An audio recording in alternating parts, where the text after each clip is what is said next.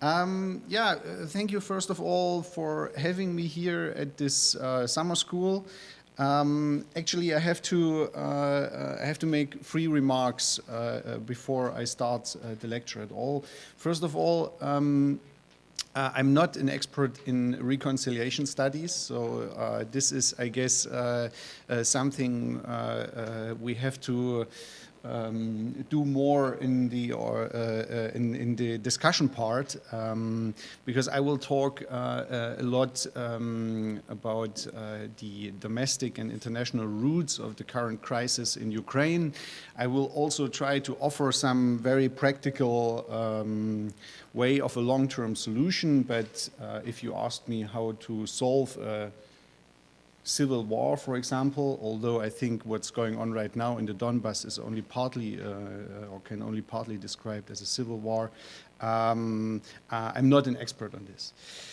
The second thing I want to say before is that I know from the last months, or especially, let's say, since November last year, that this is maybe one of the most hottest topics in world politics right now. And everywhere I go for discussions or for lectures, there are people who cannot naturally, especially if they are from the region, who cannot hold on themselves and who want to interrupt and in a very emotional way raise their arguments. I have an understanding for that, of course, but it would be nice if we at least try to also do that in the discussion part and have a kind of an orderly procedure here. The last thing is, I have learned also in the last months talking about this subject that there are, of course, multiple perspectives on it, especially on the current crisis, especially on questions of identity, or only if you talk about what's going on. Especially, I have myself gone through a couple of stages. I have to say, in the very first months, I became very much deneutralized, very much Ukrainianized. Then I forced myself, as you should do as a scientist, to become a little bit neutral. And I was forcing myself to read only Russian sources for quite a few weeks. Which wasn't completely successful in neutralizing me, but I've at least tried it. Nevertheless, there might be a certain bias in my presentation, but this is something we can also speak about in the discussion, something natural. Although I've spent some time in the region, 2 years, I worked at the Kiev Mohila Academy, and I'm traveling the region professionally almost every year. I have a lot of Ukrainian and Russian friends I'm talking to on a regular basis, but still I'm a foreigner, and I've learned in this crisis that as a foreigner you have to be especially knowledgeable in order to have a say at all. Okay, let's start. Finally, please take those 3 points before you criticize me in a very harsh way. And now let's start with the lecture. You will see that the title is a little bit different from the one in the program. I called my presentation Ukraine and Rossija, the domestic and international roots of the Ukraine crisis. Why this title? I mean, the second part is quite clear. Ukraine and Rossija is a very famous slogan. Does anybody know who said it? Yeah.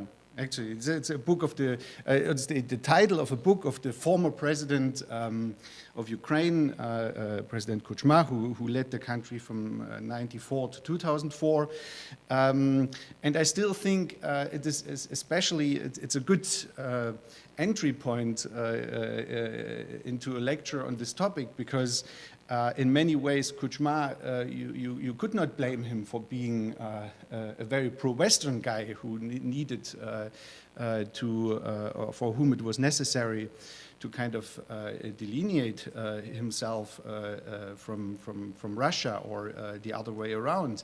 But you could see that even in the 1990s, this was one of the, it was a fiercely contested issue. What is Ukraine? What relationship do Ukraine and Russia, two newly independent states at the time, which are of course historically very much connected, have to each other?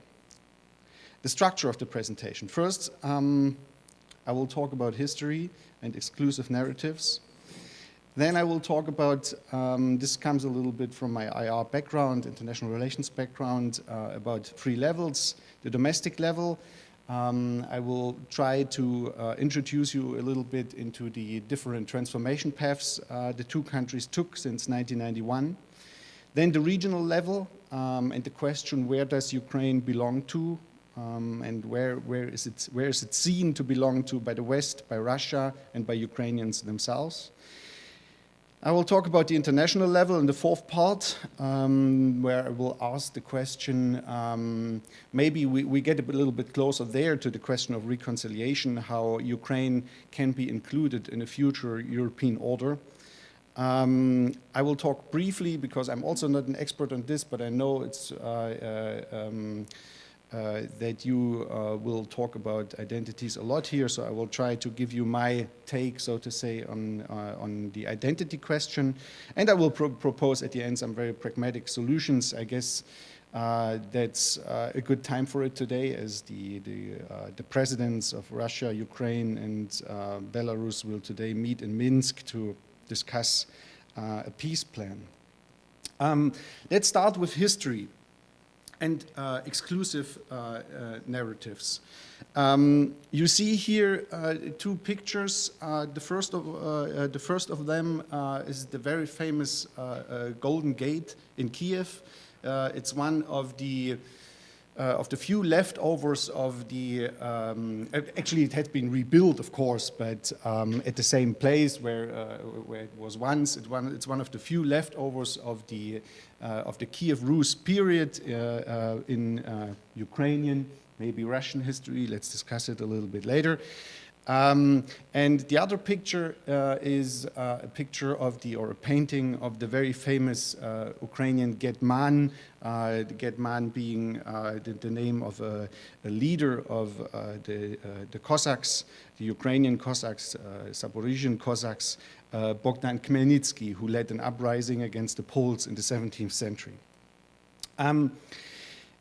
Why do we have to talk about history at all so much here in this context? I'm also not a historian, but of course the current conflict between Ukraine and Russia, or if you want to say so, to be precise, pro-Russian separatists, is very much also a historical conflict. It is a conflict which has a lot in common with the one we had in the Balkans in the 1990s, where we observe competing claims especially for territory. What's at stake here is especially it's not whole Ukraine, but it's especially its eastern part and its southeastern part, which is contested between two ethnicities, basically. And this makes also for two competing versions of history. Even if you look into Western historiography, what is Ukrainian, what is Russian in the history in Eastern Europe is also very much contested there. But the problem in the region is twofold. With history. The first one is that historiography is very much politicized in the region. That is a kind of a very bad tradition that historical science very much or has always very much subordinated itself to a certain political narrative. You very seldom, even also for exile historians, you very seldom find a very objective history writing, and you always have to kind of relate to Western sources in order to have at least a discussion about competing versions. But the most important problem with history in the region is its excessive use in a kind of historicist way by politicians. The best example for me is still the reign or the presidency of Viktor Yushchenko after 2004, after the Orange Revolution, when he became, after all those political power struggles, when he saw that he cannot reach much in Ukraine in practical terms, he developed into a kind of a missionary who wanted to date back Ukrainian history, Ukrainian statehood to the very early times of humankind. He engaged into a lot of monument building and things like that. Essentially, in the last years, he was only caring about his historicism. There are four reference points in Ukrainian or let's say larger East European history which are very much contested. The first one is the era, you have seen the Golden Gate photograph, is the era of the so-called Rus. The Rus as a medieval empire existing roughly between 882 and 1283, has been a medieval empire, and it is very much contested between Ukrainian and Russian as for whom or who can claim this medieval empire as its so-called proto-state.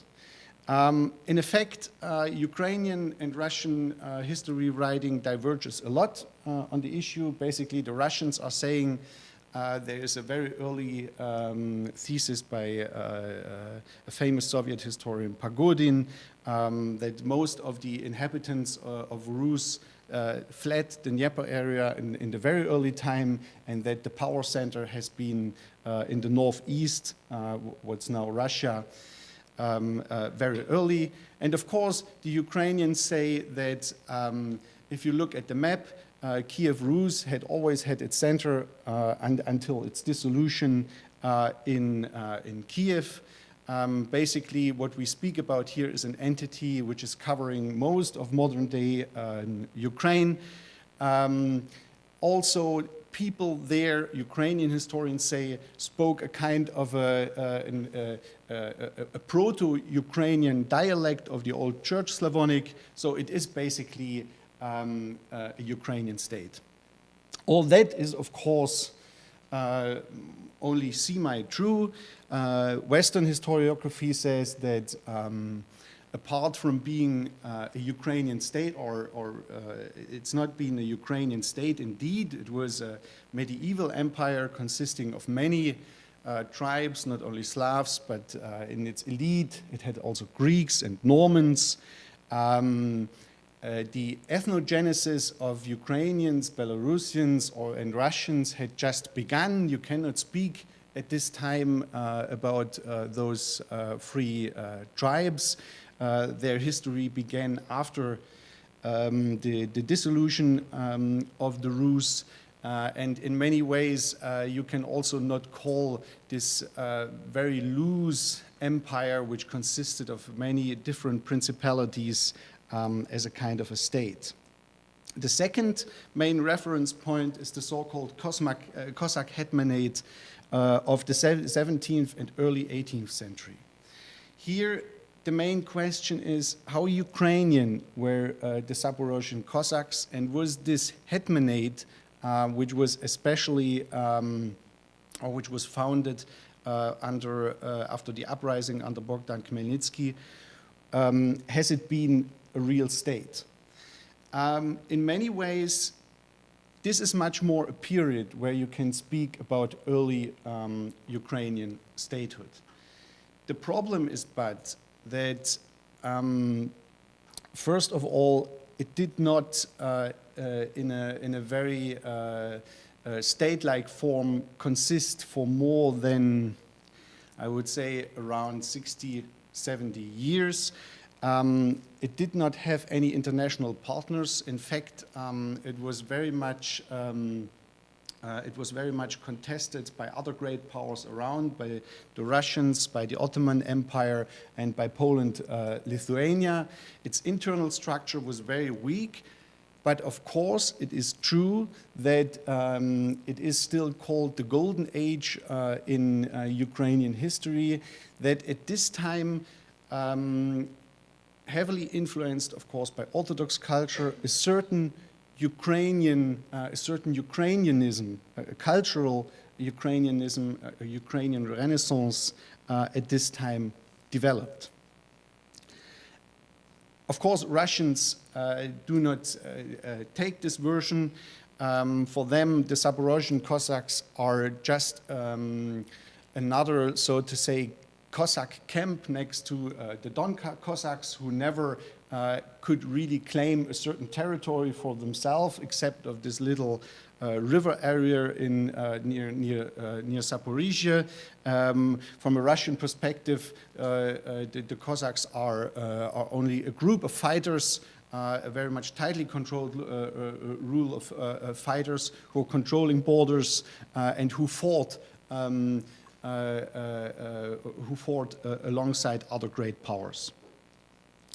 Then we have the period of the so-called national awakening in the 19th century. The problem for Ukraine really was that it was a latecomer as a nation. While almost any European nation had formed some form of nationalism in the beginning of the 19th century, Ukraine came very late. This had multiple reasons.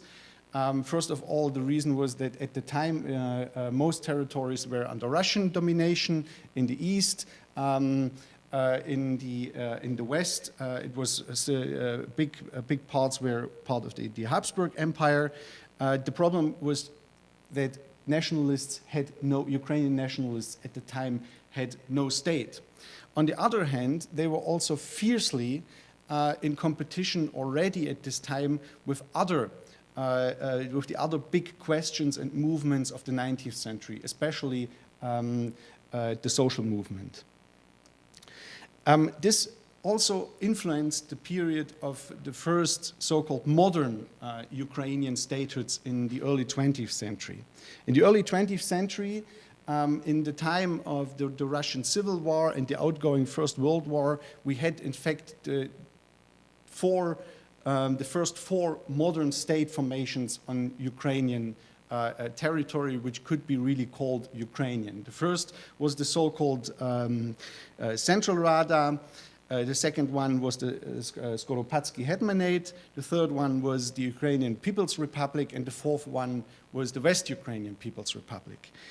In many ways, only the early Rada state and the third one, the Ukrainian People's Republic, had a claim to, let's say, most of what is now modern-day Ukraine, but they could never control really much of the territory, because the questions arising to those, say, modern statehood experiments were the same as for the Cossacks. First of all, internally, Ukraine was a very heterogeneous country, including different nations, including at the time different classes of people who were already in fierce conflict with one another. This also had been a characteristic of the Cossack period, by the way. And on the other hand, the problem was that neither of those state formations, as was the Cossack Hetmanate, was supported by an outside power. So no one had an interest in an independent Ukraine at the time. Neither the Bolsheviks, neither their white competitors, nor Poland, the new Polish state, or Germany. Only for a certain time they supported the Skoropadsky Hetmanate when it fit their interests, but essentially no one had any interest in being a partner to a Ukrainian state. So those state formations only existed between 1917 and 1921, then they were withered. But Let's go a little bit more into detail here and speak about the region, the Donbas region, which is so much contested nowadays between Ukraine and Russia. And here we can really study the competing claims for territory legitimized by different versions of history between the two states. The Donbas, roughly consisting of those two oblasts, the Donetsk Oblast and Lugansk Oblast in the north.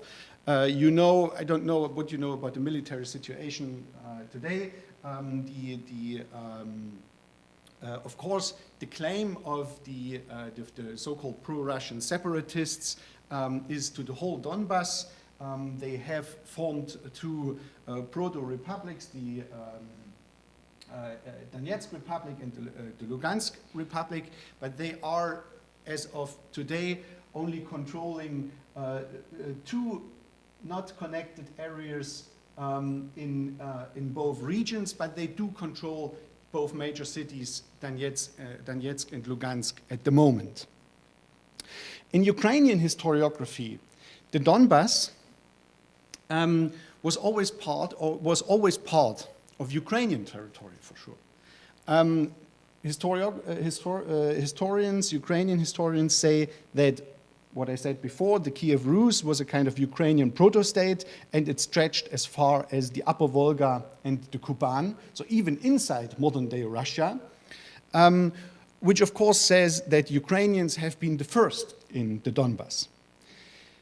In the area of the Zaporozhian Cossacks, Ukrainian historians say that they were entirely different, an entirely different ethnic group from the Don Cossacks, and with control over the Donbas. In the early Ukrainian Socialist Republic, so after the end of the Civil War in the early 1920s, there was a fierce, and this is actually true, Ukrainization campaign of the Soviet authorities inside Ukraine. What's been the reason? It was Lenin's policy of the so-called Korenizacja, in German Einwurzelung, when he tried by arousing or supporting nationalist sentiments to get those people on board, different peoples on board for the Soviet idea. Because at this time, nationalism and Bolshevism in Ukraine have not been really opposite sides, or have been opposite sides maybe of the same coin. You can say they were. You could think them together at the time. There was a lot of socialist revolutionary fever even among Ukrainian nationalists at the time. So there was a fierce Ukrainization campaign. The Bolsheviks supported the opening of Ukrainian schools. They supported Ukraine folklorist culture, even in the Donbas at the time. And, of course, Ukrainians say that Russian domination of the Donbas is only a recent post-1945 phenomena. On the other hand, Russian historiography says that the Donbas has never part of the Kiev Rus. At the Kiev Rus time, the Donbas was a no man's land. It was not inhabited, and there are no facts essentially establishing that at this time Ukrainians or Russians have been in the area. But they say that the first people, of course, from their perspective coming there were Russians in the 16th century and later the so-called Don Cossacks. The Donbas, they say, in another version, has always been a multinational area, a so-called European California, where people from all over Europe came to find work, and it became Russified only later in the 17th and 18th century. So there was no push from Moscow to deliberately Russify the area, but the people just chose because there were many Russians among them, they chose Russian as the language. A very interesting fact is the one here, that in the time of those early experiments with modern statehood in Ukraine, so the West Ukrainian People's Republic, the Ukrainian People's Republic, and the Central Rada, there was already, and this reminds us of the time right now, a separatist movement in the Donbass. It was called the so-called Donetsk Kryvyi Republic, with Kryvyi much more to the west of the country at the Dnieper. And this was a separatist entity existing in 1918.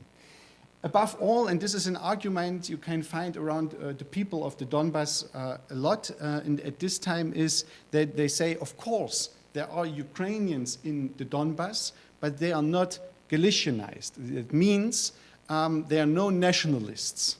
Galicia in the west, together with Volhynia, had been called always the Ukrainian Piedmont.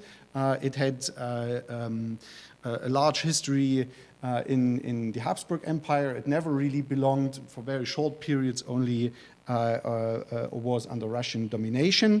And so the word Galicianizacja in Russian in the Donbass has a very bad connection. And in fact, Russians there try to do everything to prescribe the Ukrainians living among them as non-nationalized Ukrainians. To end on this note for the history is that we really have those two competing exclusive narratives, which basically establish for the east and the southeast of Ukraine this paradigm: this is our land, either Ukrainian or Russian, and we have been here first. The domestic level. Which direction did Ukraine and Russia take as political orders after 1991? In fact, both countries took very different paths in their transformation, if you can at all call it so. The older ones of you might remind, or the ones who are knowledgeable about transformation theories, that at the beginning of the 1990s there existed a so-called transition paradigm, basically saying that the countries of Eastern Europe will go through three different stages: liberalization, democratization, consolidation, but in the end there will be, this is a linear process, they said, and at the end this will lead to a certain convergence of their models with the models of the developed West, so to say, and the Western democracies.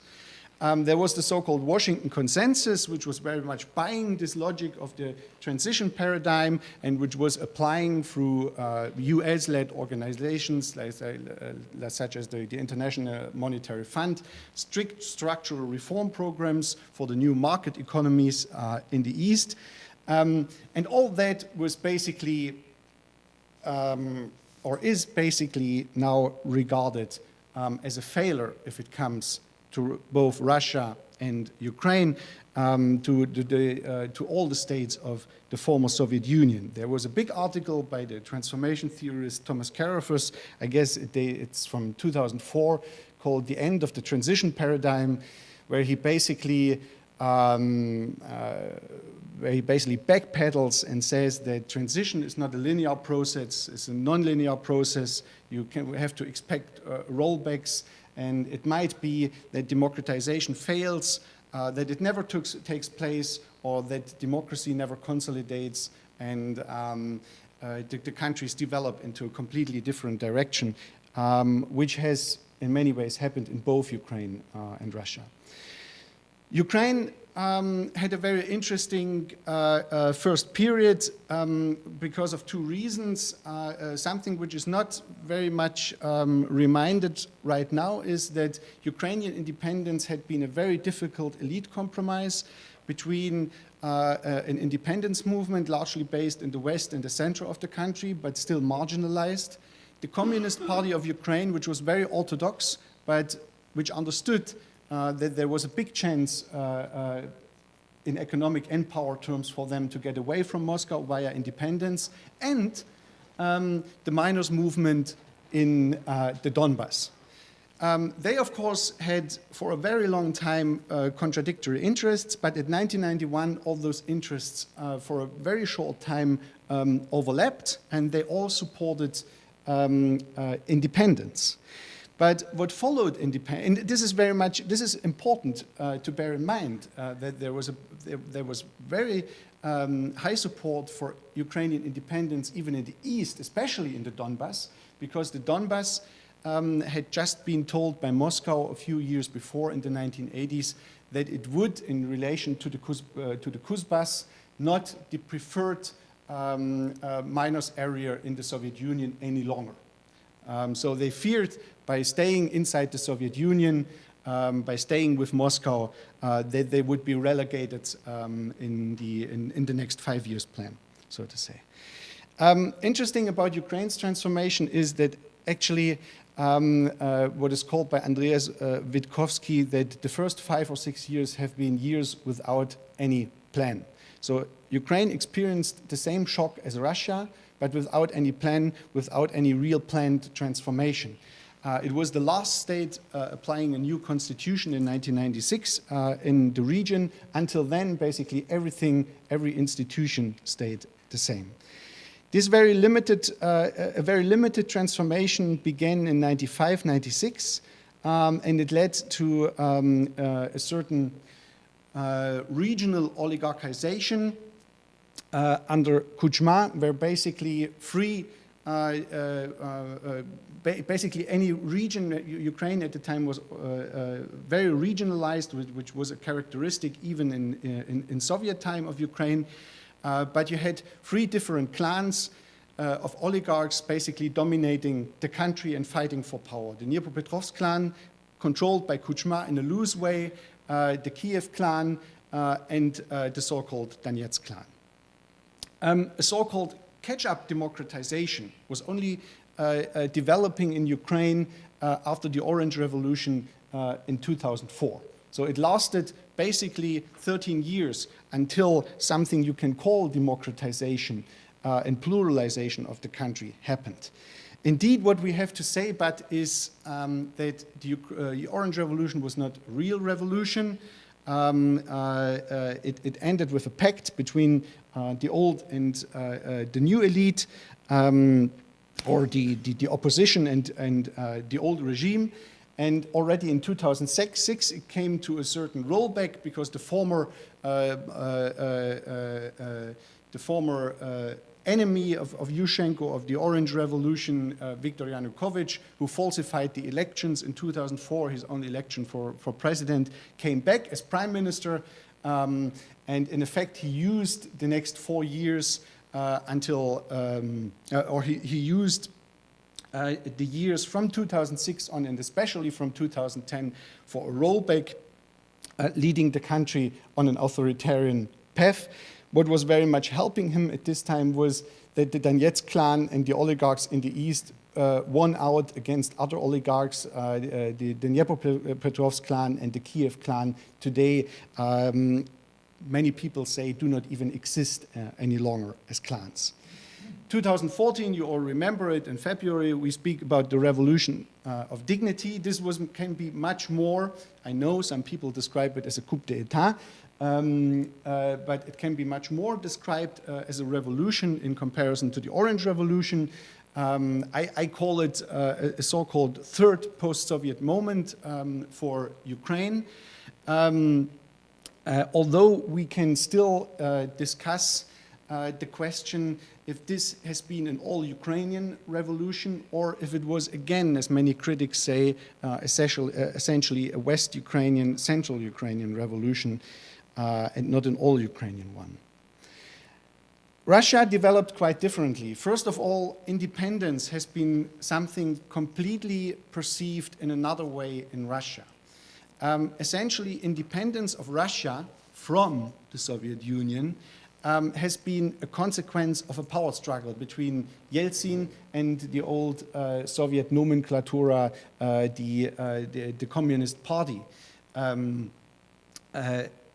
problem was that from an ideological point of view, no Russian politician at the time would have given up on the Soviet Union.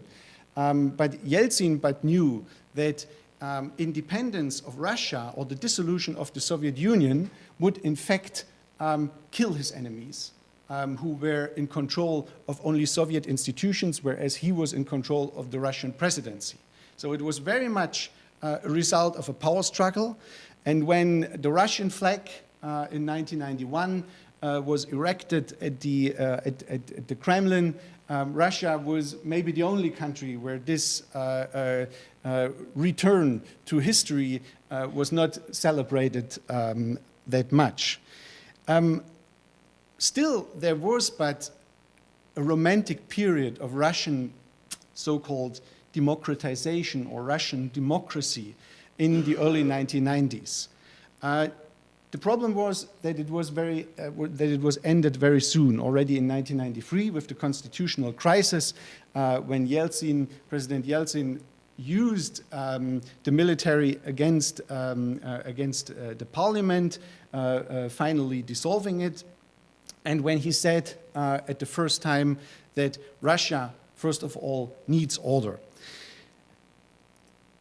But Yeltsin's politics at this time were not really the problem of Russia. The problem of Russia and its transformation was another decision. It was a decision taken together with the United States, and it was basically the decision to privatize the country in a very in a shock mode instead of a gradual mode at the time. This led to an economic disaster, the so-called Gaidar reforms, and to a very fragile state. During the 1990s, basically, we know it right now, or we knew it very soon in the early 2000s. Russia was basically a ship without a leader. There's in fact question if Yeltsin led the country at all after 1996.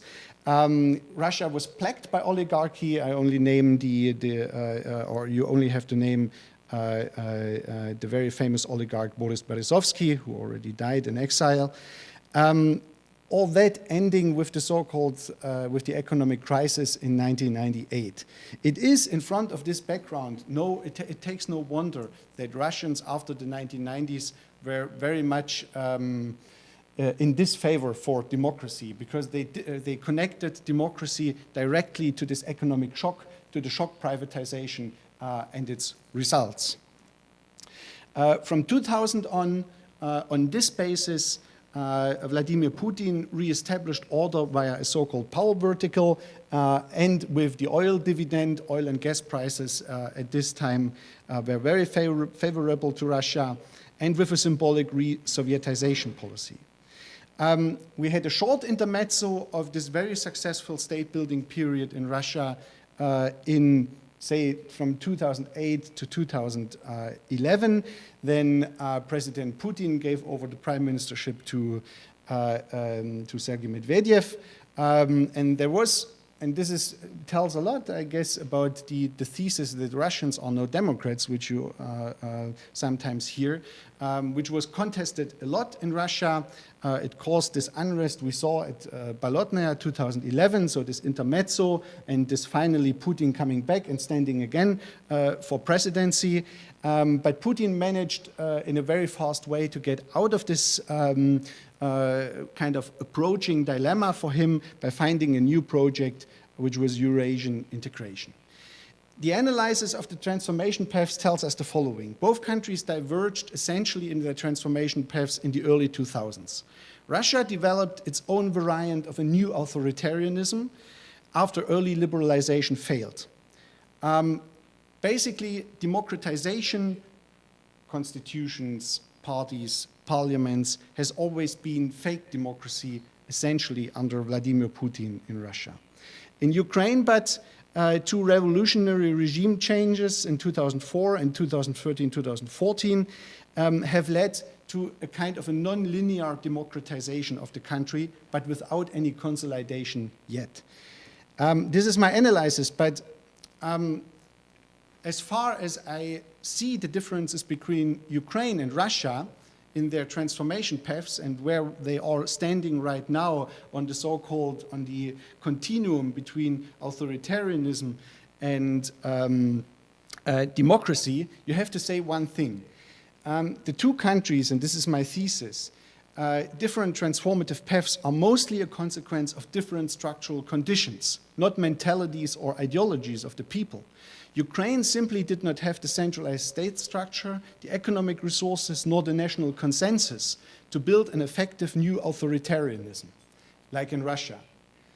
A very famous transitologist called Urkaine calls what we see in Ukraine a so-called feckless pluralism. So a democracy out of default. No one really wanted it, but it was the only choice in a country where regional divisions are also fierce, where you have large minorities, where you have a very weak state, where you have no economic resources to finance a social strata which is supporting your version of a political system. So the only thing you can go for is a kind of unintended democracy and unintended pluralism. Ukraine, and this is another critique of the thesis that Ukraine is much more a democracy than Russia, is that Ukraine is in many ways symbolic for the failure of early transformation theorists and their neglect for the state-building dimension. While Ukraine outperforms other Eastern Partnership countries in terms of basic freedoms and free elections, its lack of a functioning state levels those achievements. So basically, when we will come to that a little bit later, but when I see the problems in the Donbass right now and the identity of the people, I can understand them in one point. That for them, there has never been a functioning Ukrainian state. You know, how can you expect a grandma which is getting 30 euros of a pension or 50 euros of a pension each month to celebrate Ukrainian statehood? It's not very rational if you're not historically or from your family ties, from your whereabouts, kind of ideologically connected to the Ukrainian project. And the last thesis is, with the Party of Regions in Ukraine, basically with its strongholds in eastern and southern Ukraine, and its state in a state structure, a crucial link between both countries' political orders still existed before the so-called Revolution of Dignity. But the vacuum it leaves behind after the Revolution of Dignity disconnects both polities and includes many risks. We can discuss about that thesis a little later, but I think it is one of the basic roots of the current conflict, and no one is really to blame for it in this moment.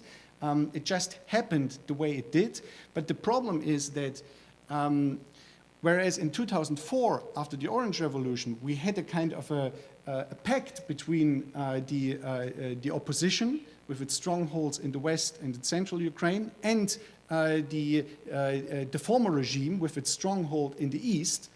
After the Revolution of Dignity, we had no such pact, and the Kiev authorities were unable, because of the dominance of the Maidan over the new government, to include guys from the east. That is only one part of the truth, because on the other hand, the network in the east also collapsed. But what is true from a Donbass point of view is that authority in the area, control, collapsed after the Revolution of Dignity, and the people in the Donbass were very much left in limbo at the time. The regional level, where does Ukraine belong to? Those parts are a little bit shorter. So first of all, what constitutes a region? It's constituted by internal and external perspectives and by the interconnections of political, economic, and cultural of the political, economic, and cultural dimensions. The problem with regions is that it really much became a paradigm of the EU in the last decade or so. Basically, the logic being that if countries form a certain region and they use their interconnections, that will help to build peaceful orders. And before they will be integrated in a larger bloc, being the EU itself, they should try themselves with regional integration. The problem with that is that, for example, what Europeans see as a region, or West Europeans see as a region, for example, the Baltics or the Balkans, those regions are not seen as a region from the people and the leaderships in the region themselves. So when you ask someone from Lithuania, he says, well, I do not see myself too much in one region with Estonians or Latvians. You know, we belong to Central Eastern Europe. So to what region does Ukraine belong to depends really much also on the point of view. Does it belong to the Commonwealth of Independent States? Does it belong to a certain entity, also somewhat deliberately founded by the West, called the Western Newly Independent States? Does it belong to Central and Eastern Europe, as many West Ukrainians would see? Does it belong to Eurasia, as many people in the Donbass would see it? Does it belong to an EU Europe? Many people who were on the Maidan in the end of 2013 would apply to this version. Or can Ukraine even be an own pole for an own region? Even thoughts like this exist in Ukraine. So the point of view is decisive. But the fact is that what we have essentially in Europe in institutional terms is a kind of geopolitical gray zone in the area of the Western newly independent states. So Belarus, Ukraine, Moldova, and you can even, in a certain way, see the Caucasus in this gray zone region. What are the reasons for this gray zone in the European order? First of all, it's the death of pan-Europeanism. At the beginning of the 90s, many international politicians thought that East and West can be held together in Europe by organizations, for example, as the Council of Europe or the OSCE. In fact, what we have seen is that both organizations, I work at one of them, of course, but still you have to say it, both organizations are in a political way dead ships. They are not used by the member states anymore, or they are instrumentalized by its member states, but they are not, so to say, instruments for really establishing a manifest pan-European order. A second reason is NATO and EU enlargement, because both enlargements did not include any of those states I'm speaking about in this gray zone, nor did they establish any meaningful coordination with Russia at the time. Look at the NATO-Russia Council. Look at all the different formats the EU has tried to establish with Russia. None of them really works. And what we also see is a competition of very weak neighborhood offers for the region.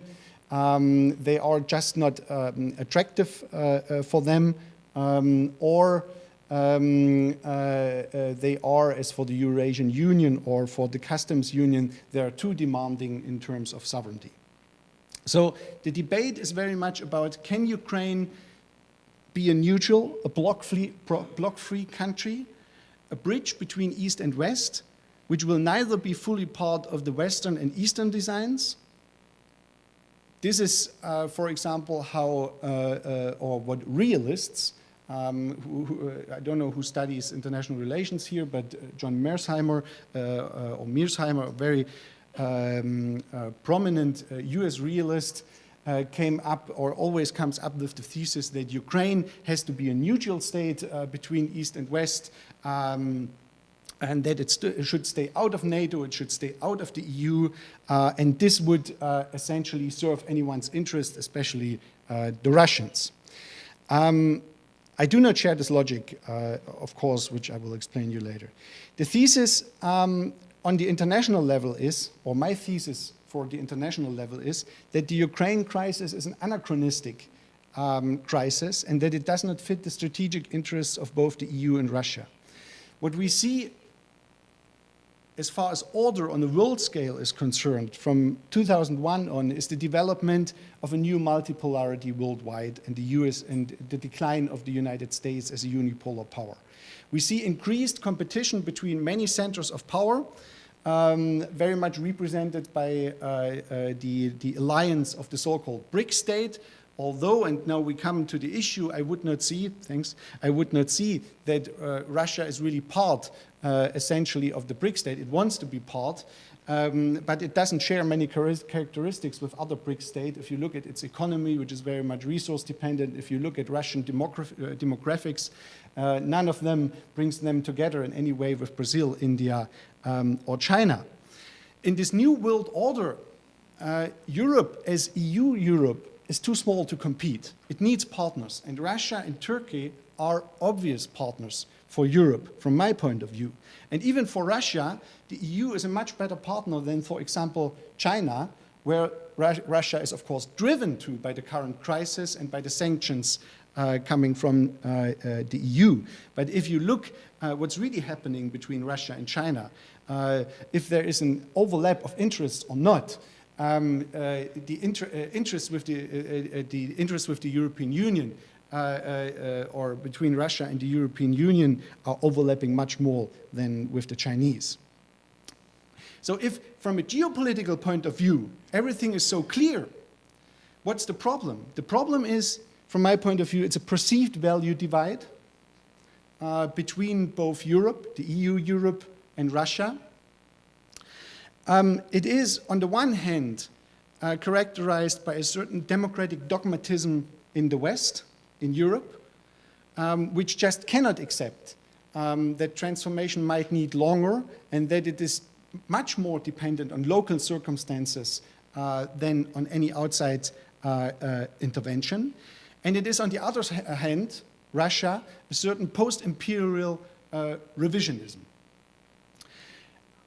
What I also see connected as a connected phenomenon is a certain European provincialism. Europeans still do not want to take the news that in this new world order they have to unite much more as for foreign policy, as in foreign policy. They still think foreign policy on a very national level. And if you think foreign policy on a very national level, you can see that in the debate about German foreign policy right now, then, of course, you cannot go for a greater vision and you regionalize yourself in your outlook still. Old threat perceptions and the lack of vision are also a problem.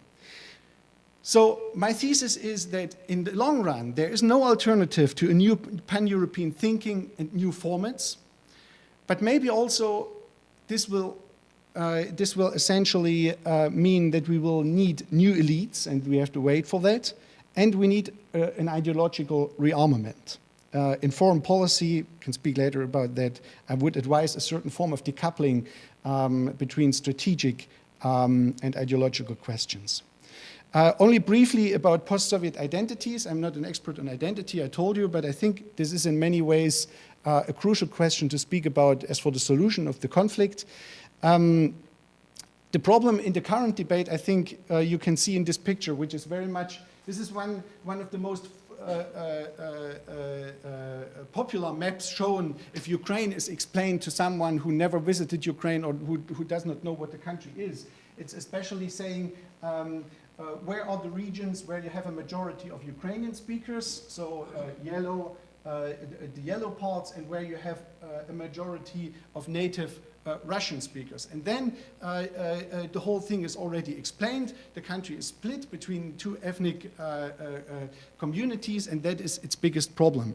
The problem I see is much different with identities, that the current debate is too static in its nature and it's too one-dimensional.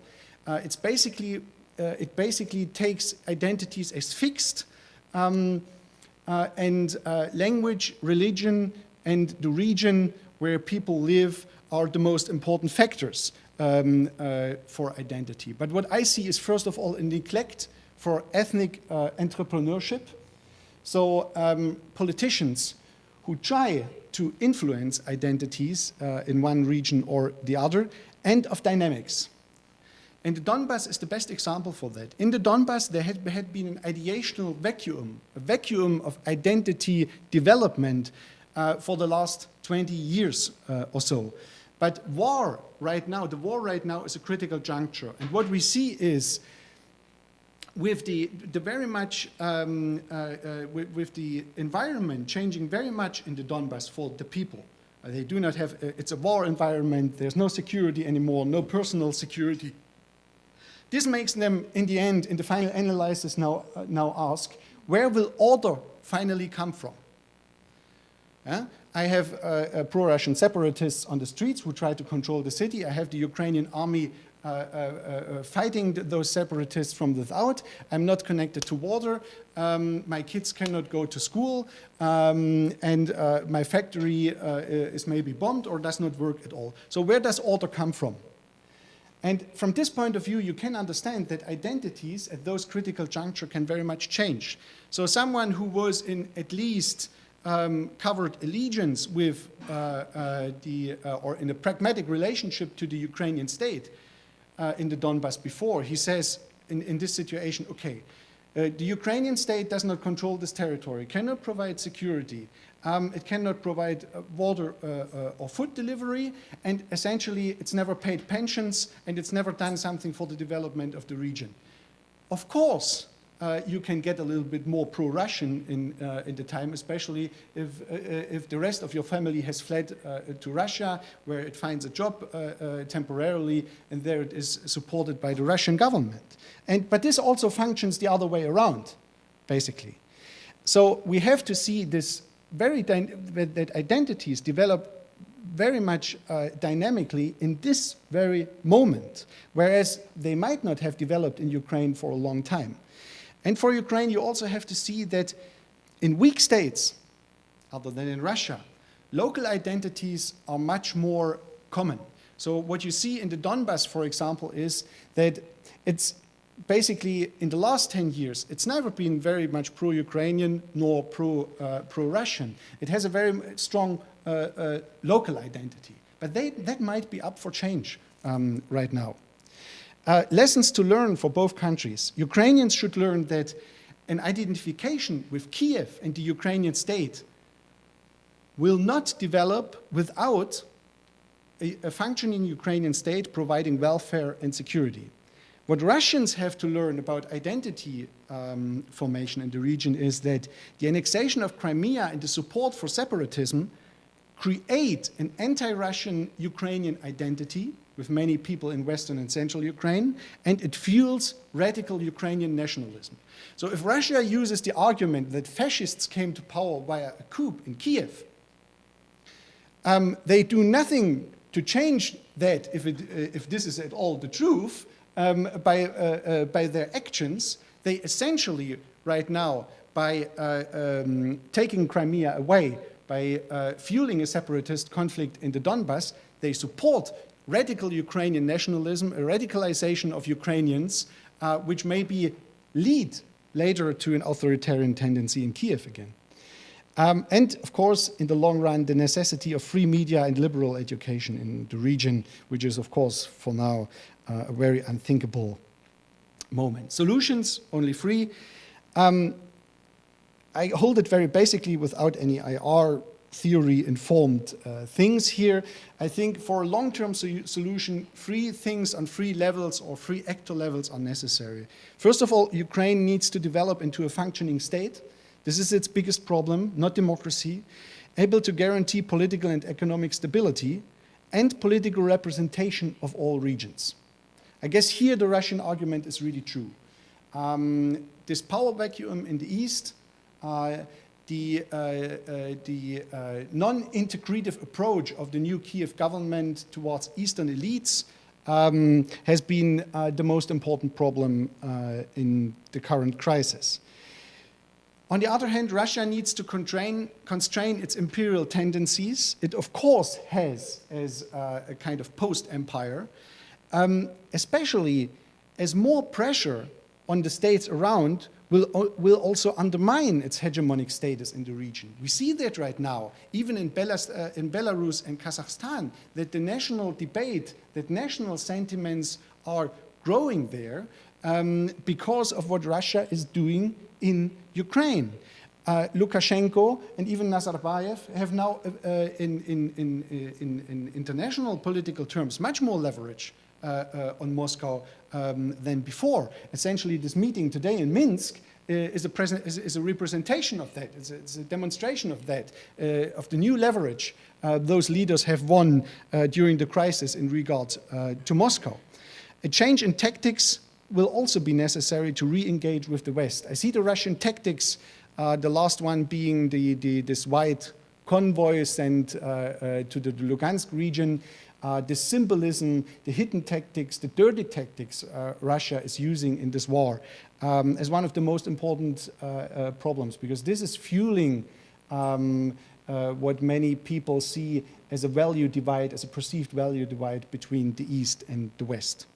The EU, and this is my last point, but also needs to rethink its foreign policy towards the region and put strategic questions and order ahead. The gray zone of the Western newly independent states, Belarus, Ukraine, Moldova, even the Caucasus, needs a solution, preferably including Russia and its interests.